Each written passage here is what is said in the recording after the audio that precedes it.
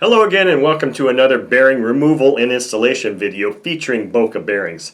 Now today's video I'm going to be removing and replacing the bearings in a beautiful OS 61 SF ABC engine. Now this engine series dates back to 1986, so it's a rather old series of engines. And I'm not quite sure how old this particular one is nor am I sure how long they produced the SF series, but I think it had a pretty long life cycle. And this engine I've got is very, very nice. It's in very good condition, but I believe it has the original bearings in it.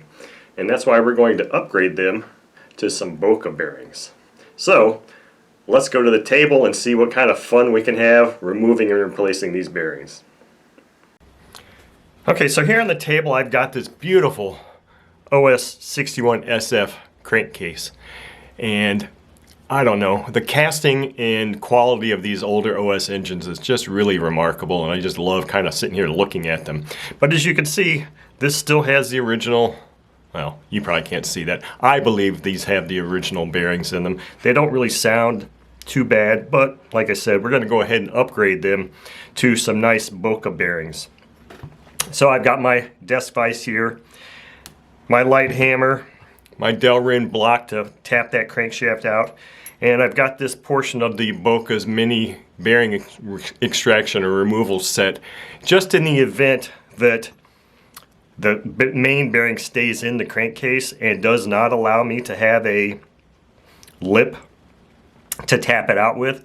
So we're not going to know if it's going to stay on the crankshaft or stay in the crankcase until we actually start heating it up and testing that out. So let's just do that. Let's start heating this engine up and see how these bearings are going to come out.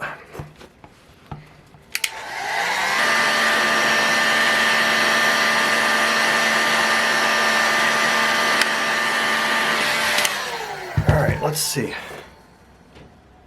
Really doesn't feel all that warm. I think I'm going to hit this a little bit more. There's a lot of mass here. There's a lot of aluminum here that can soak up this heat.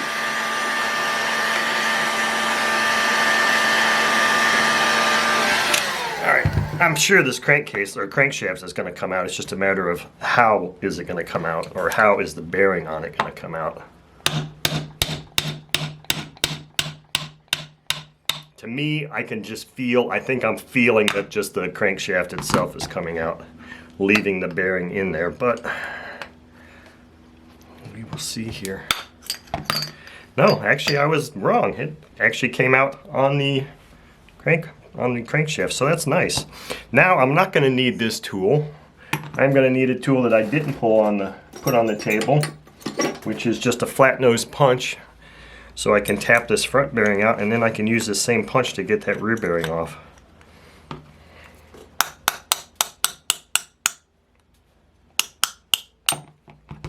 And there's our front bearing crankcase. Now with this, can I hold this? Yeah, that's not too bad. What I'm going to do is put it on this metal portion here, and I think I'm going to grab a larger punch. And I'm just going to stand it up here and tap it off like this.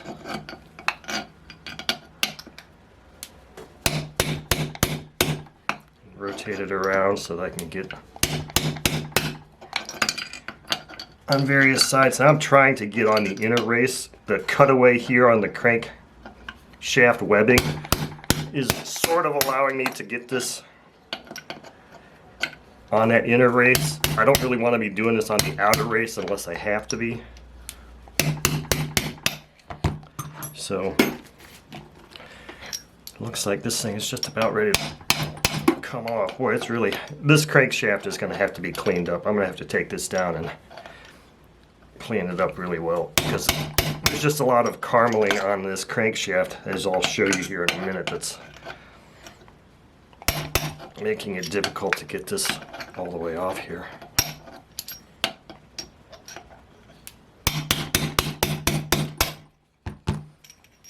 And that is not really wanting to come off at all. It's just saying, no, I want to stay, but you're going to go.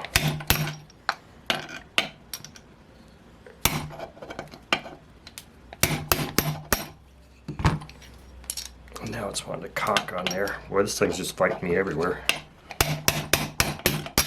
Okay. Finally, now, take a look at that crankshaft.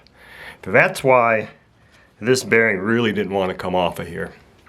Because it's just caked with probably just caster residue. It's probably had a healthy life of caster-based fuel. So when you see this crankshaft again, it's going to be very, very clean and nice looking, because I'm going to take it out on my bench grinder and just grind with the brass bristle brush and just really clean this thing up. So that's going to look nice. The inside of the crankcase, it's going to go in an ultrasonic. It doesn't look too bad, but it's going to go in the ultrasonic. It'll be in the ultrasonic cleaner while I'm downstairs cleaning this up. So there we go. We got our nice bearings out, and I do believe, yeah, this one, listen. You might be able to hear that. I can hear a little bit. Yeah, both of these bearings are making a little bit of noise. So I'm glad that I'm actually taking the time to refurbish this engine, because it's going to be just a beautiful specimen when I'm done. So let me go and clean these things up, and we'll be back for the bearing installation. Okay, I'm back here at the table. I've got my parts cleaned up. This crankcase wasn't all that dirty to begin with, but I mean, it looks spectacular. It looks brand new now. It's just beautiful. And as promised, here's that crankshaft that I polished on the brass bristle brush on my grinder, but then I also finished it off with some 400 grit emery cloth with some oil.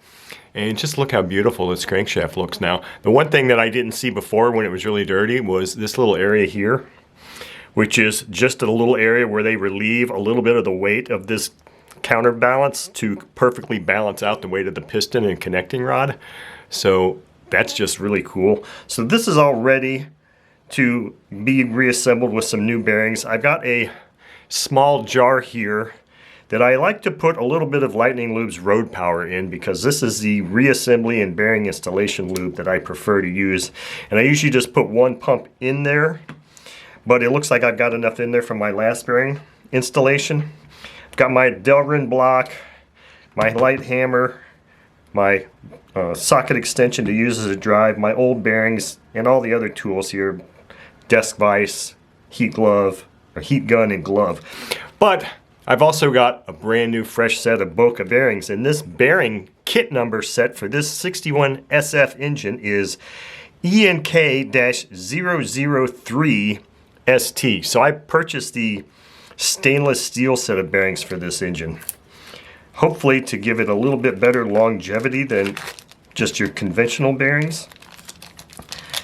I kind of like to take these out of the package and compare them to the originals just real quickly, just to make sure everything looks good.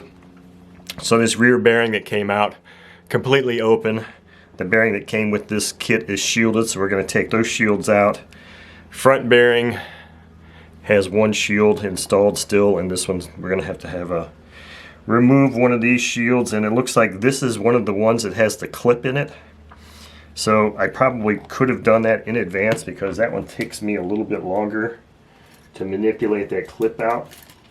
This is not just your standard ZZ, it has a clip that has to come out of here, and the clip is cut in such a way, it's cut like this, and then it expands in there, so you have to try to get on the side that will enable you to get a pin in there to pull that clip out, which is what I'm looking for now. Sometimes I can get this done really quick, sometimes it takes me a little bit longer. Let's try this side here.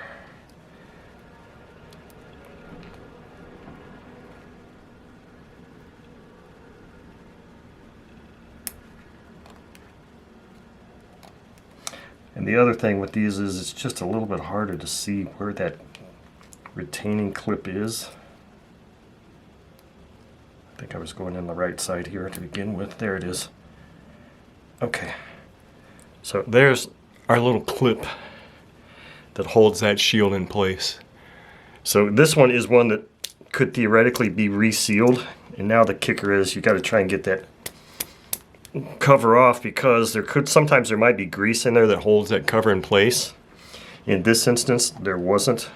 Or just a little bit of oil that holds it on there with a little bit of a, oh, I can't think of the term, holds it in place like that. But so now this one is ready to go. Now to remove these ZZ style shields, this is a destructive process for these.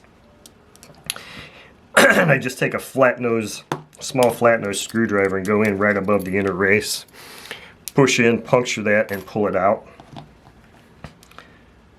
So you see, hopefully you can see in here, there's just a light little bit of white grease in there for lubricant. That is also what can sometimes hold that shield in place there on the front, on the clip style. So there we go, our shields are off and these bearings are ready to be installed. So now I'm just going to use my finger and lubricate these parts up and get them ready for accepting the bearings. And this bearing is so large I can actually stick my finger in there and lube the inside of that and the outside just a little bit. So I like to pre-lubricate all of the parts that are going to accept these bearings. And then of course I also like to go ahead and do the inside of the cylinder too. Doing it with my finger like this just gives me a little bit better feel. I can feel all the areas that need the lubrication. Okay, so those are ready. So what I do when I'm installing bearings in these engines is I'll put the front bearing in first, followed by the rear bearing. And I'll always put this front bearing or the rear bearing on the crankshaft to begin with. Hopefully it's going to allow me to do that. And so it acts more as a centering mechanism. Wow, this is still a very tight fit. So I'm going to try and see if I can... There we go. I like to have it all the way on there like that. That way, when the front bearing's installed and then I go to install the rear bearing, the front of the crankshaft goes in there and it's a centering mechanism so that we're making sure that we install this bearing nice and straight. That's why I really like to get it all the way here back against the counterweight. So now all that's left to do is give my fingers a quick wipe, heat these items up or heat the crankcase up, and install these bearings. So I'll just give this crankcase just a little bit of heat to help expand that aluminum and ease the installation of the bearings.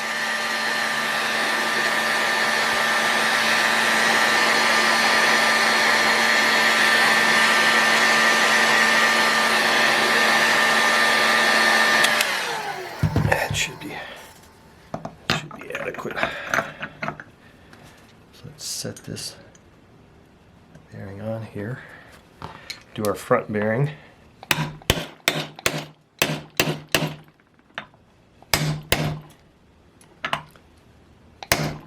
And that's on there. Now we can slide our crankshaft in here. And it looks like it's almost all the way on there right now. Few taps here and this will be done.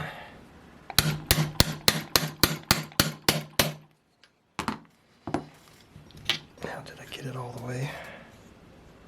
No, that needs another tap.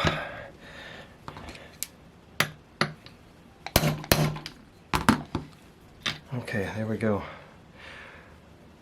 Woodruff key slot is cleared. We've got a beautiful installation here. And now our refurbishment of this beautiful OS 61 SF engine is complete as far as bearings go. And now all I got to do is put it all back together.